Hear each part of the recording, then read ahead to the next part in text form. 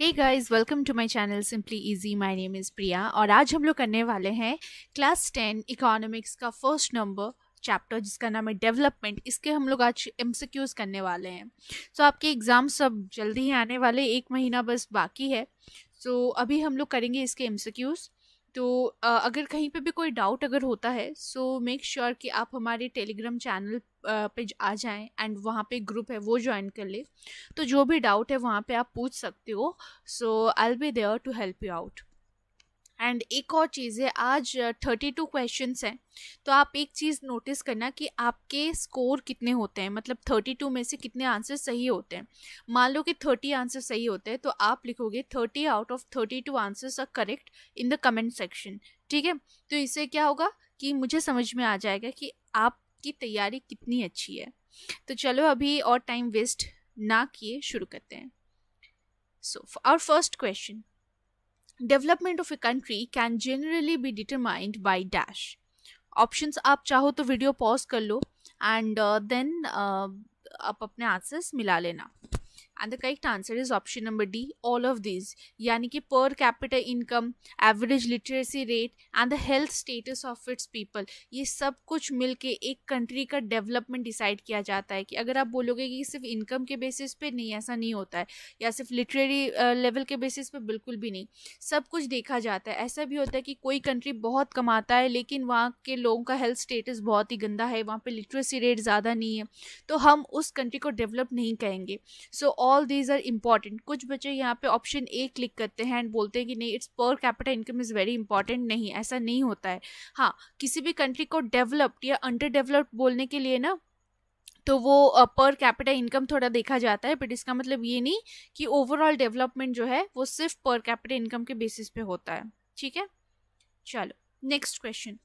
Which of the following neighboring countries of India has better performance in terms of human development than India? Human development में सबसे बढ़िया neighboring country कौन है, मतलब India के neighboring country में से कौन अच्छा परफॉर्म किया है? And option number D, Sri Lanka, जिसको हम बोलते हैं ना छोटू सा है, लेकिन देखो बोलते हैं ना छोटा पैकेट बड़ा धमाका, वही है। श्रीलंका छोटा सा तो है लेकिन बहुत ही अच्छा ह्यूमन डेवलपमेंट इंडेक्स है, बोल लो। Now assume there are 4 families in a country. एक कंट्री में सिर्फ 4 लोग ही हैं, 4 लोग नहीं, 4 फैमिलीज हैं। The average per capita income of this families is ₹5,000 if the income of the 3 families is 4,000, 7,000 and 5,000। What is the income of the 4th family? Video pause कर लो, कैलकुलेट कर लो and the correct answer is option number D, 6,000। तो basically यहाँ पे देखो average income बोल दिया गया है कि 5,000 है और 3 फैमिलीज की इनकम बोल दी गई है, तो ऑब्वियसली आप इसका 4th फैमिली का इनकम आप निकाल सकते हो। Next, which is the most common method of measuring economic development? And the correct answer is income. ठीक है, इकोनॉमिक डेवलपमेंट के लिए क्या इंपॉर्टेंट है? इनकम। ठीक है, तो इसके साथ मिक्स मत करना। Next, total income of a country divided by its total population is known as dash. Is known as per capita income. Next, human development report is published by dash. And option number A is correct. UNDP. UNDP का full form आगे आ रहा है. Okay. What brings about stable income? इनमें से कौन सा option जो है एकदम सूटेबल है फॉर स्टेबल इनकम के लिए? And the correct answer is option number C, regular work. अगर आपको अच्छी वेजेस मिलेंगी तो इसका मतलब ये नहीं कि आपकी इनकम जो है वो रेगुलर हो। स्टेबल इनकम का मतलब क्या है? Regular income. ठीक है, वर्क अपॉर्चुनिटीज से स्टेबल इनकम का कोई भी लेना देना नहीं है। आज काम है, कल काम नहीं भी हो सकता है। Now decent price for the crops or other products, ये farmers के लिए बोला गया है। This is not suitable for this answer. Next question. Proportion of literate population in the 7 and above age group is called as dash. Option number B is correct. इसे कहते हैं literacy rate. ठीक है? Next. For calculating body mass index, weight of the person is divided by the dash. Is divided by the square of the height. ठीक है, मतलब wait को हम लोग क्या करते हैं, डिवाइड करते हैं उसके हाइट से, मतलब मीटर स्क्वायर से हम लोग उसको डिवाइड करते हैं, weight in kgs. Next, if BMI is less than 18 then the person would be considered as dash, he would be considered as undernourished, यानी कि मैल न्यूट्रिशन है वो, ठीक है। और बेसिकली ये जनरल पीपल के लिए बात की गई है, आप इसको बच्चे, छोटे बच्चे के BMI के साथ कंफ्यूज मत करना, ठीक है। In the data for the per capita income of Haryana, Kerala, Bihar, which state has the lowest per capita income? आपके बुक में देखने एक केस स्टडी है, हरियाणा, केरला, बिहार का एक स्टडी दिया गया है, ठीक है, बॉक्स में। तो उसमें आपको बताना है कि कौन सा स्टेट का पर कैपिटा इनकम सबसे ज़्यादा कम है, and the correct answer is Bihar. Next,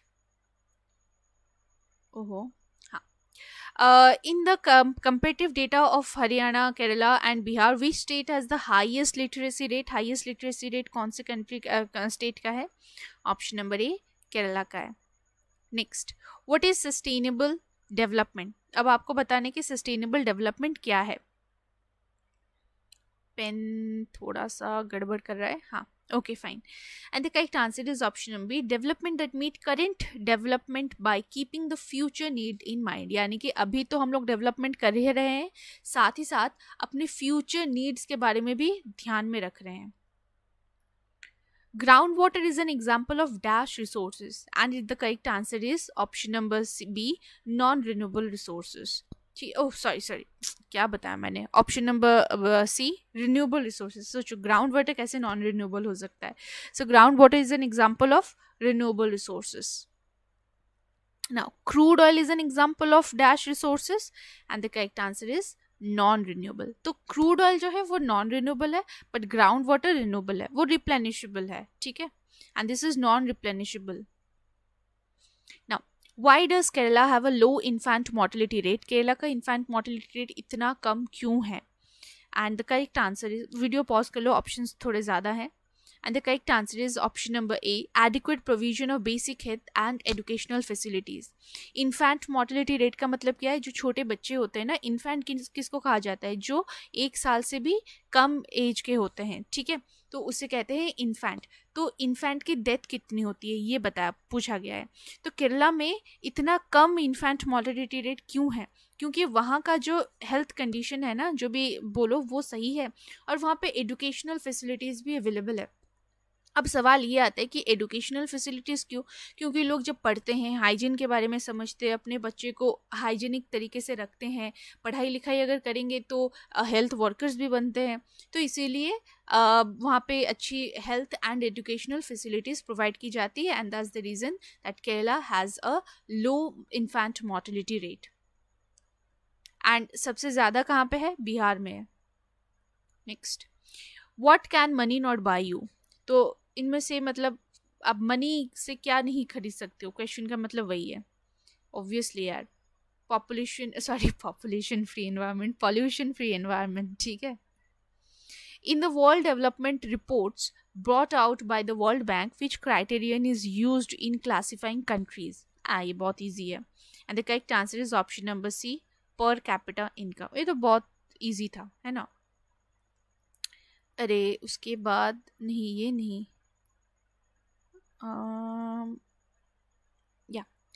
the per capita income of different countries is counted in which country's currency? किस कंट्री के करेंसी के बेस्ड पे उसको डिवाइड मतलब काउंट किया जाता है? And the correct answer is US dollar. हाँ, यूएस डॉलर के हिसाब से काउंट किया जाता है। देखो यूएस डॉलर, कैनेडियन डॉलर्स, दोनों के रेट्स अलग होते हैं, ये ध्यान में रखना। If industrialists want more dams, then why do local people resist it? अगर जब इंडस्ट्रियलिस्ट ज़्यादा से ज़्यादा डैम्स बनाते हैं तो लोकल पीपल क्यों रेजिस्ट करते हैं? So the correct answer is option number D, all of the above.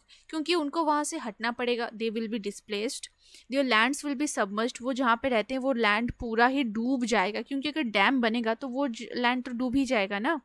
And there will be no source of earning from for them, और वो जिस, मान लो कि ये नदी है, ठीक है, एंड यहाँ पे उनका लैंड है, मान लो, ठीक है, ये लैंड है, तो डैम जब बनेगा, ठीक है, तो ये लैंड तो पूरा ये डूब जाएगा ना, क्योंकि ये लैंड क्या होगा कि यहाँ पे ये लोग काम वगैरह करेंगे, ये लैंड भी वैसे ही होगा, तो इसीलिए उनका जो रोजी रोटी जहाँ से उनकी आती है वो ख़त्म हो जाएगी। Next question number 21. Total number of children attending school as a percentage of total number of children in the same age group is called as dash. इसका आंसर होगा net attendance ratio. Same age group के लोग कितने school attend करते हैं basically, तो जितने attend करेंगे मतलब टोटल में से कितने लोग अटेंड करते हैं स्कूल, तो इसे कहेंगे हम लोग net attendance ratio. Next, which country does India come under, sorry country नहीं, category, which category does India come under? And the correct answer is option number B, low middle income countries. Next, what was dumped in the surrounding sea of Abidjan, a city on the ivory coast of Africa? देखना आपके book में एक ऐसे box में करके दिया हुआ है, ऐसे एक फ्लैट वगैरह है, जो भी है, एक कोस्ट अबिजान का एक स्टोरी है, ठीक है, उससे ये वाला क्वेश्चन बना है।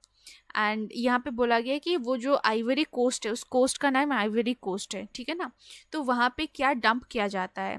तो करेक्ट आंसर है option number D, liquid toxic waste. Next question, about dash districts have reported a water level decline of over 4 meters during the past 20 years. तो कितने सारे डिस्ट्रिक्ट्स में मतलब पानी की जो ये है ना लेवल है, वाटर लेवल जो है वो डिक्लाइन हो चुका है, मतलब 4 मीटर से भी ज़्यादा, तो ये पास्ट 20 ईयर्स से हो रहा था, ऐसे कितने डिस्ट्रिक्ट्स में हो रहा है? And the correct answer is 300, 300। IMR stands for dash, come on बच्चा, ये तो बहुत ईजी है, infant mortality rate. Now IMR is lowest in dash and highest in dash. Lowest किस में है and highest किस में है? And the correct answer is option number C, ये होगा केरला। केरला में लो है ना, कम है, एंड बिहार में सबसे ज़्यादा है। अगर हम लोग लिटरेसी रेट अगर बात करें, literacy rate is lowest in Bihar and highest in Kerala, तो इस IMR को बहुत सारे बच्चे इन लिटरेसी रेट के साथ मिक्स कर देते हैं, तो मत करना ऐसा। Now the idea for national development should benefit a dash number of people, obviously a large number of people. Next, what is the full form of BMI? Yes, option number B, body mass index. Next question, where is groundwater overuse particularly found? तो how can we find out that we are properly nourished? हम लोग किस तरीके से ये देखें कि हम लोग सही तरीके से nourished हैं या नहीं है? And the correct answer is BMI से, BMI कैलकुलेट करके हम देख सकते हैं। Okay, assertion, non renewable resources are abundant in nature, ये फैक्ट बता दिया गया है, वेदर इट्स ट्रू और नॉट, पहले ये हमको देखना है, फिर देखना है कि रीज़न सही है कि नहीं है, और अगर दोनों ही गलत हुआ तब तो छोड़ो, ये ऑप्शन नंबर डी होगा। लेकिन अगर मान लो असर्शन सही होता है, रीज़न फॉल्स होता है, तो ये C होगा। और अगर इन दोनों में कोई कनेक्शन बनता है और लगता है कि इसके वजह से ये हुआ है, असर्शन में जो स्टेटमेंट है वो हुआ है, तो option number A, otherwise option number B. So इसका करेक्ट आंसर होगा both assertion and reason are false, क्योंकि नॉन रिन्यूएबल रिसोर्स हमारे नेचर में अबंडेंटली नहीं पाए जाते हैं, पहली बात है। दूसरी बात है, रीजन क्या बताया गया, non renewable resources can be replenished over a period of time, ऐसा भी नहीं होता है। Next, assertion, a small town has a high rate of robbery, however a locality in this town has well maintained law and order. मतलब एक छोटा सा town है जहाँ पे मतलब बहुत ज़्यादा रॉबरी होती है, चोरी वगैरह होती है, लेकिन उस लोकेलिटी मतलब however a locality in this town, मतलब एक लोकेलिटी है जहाँ पे मतलब ये लॉ एंड ऑर्डर वगैरह बहुत अच्छे से इसका ख्याल रखा गया है। एंड रीज़न बताया गया है that people in the locality are aware of the importance of having security guards, and they collectively pay to have the security guards in the locality.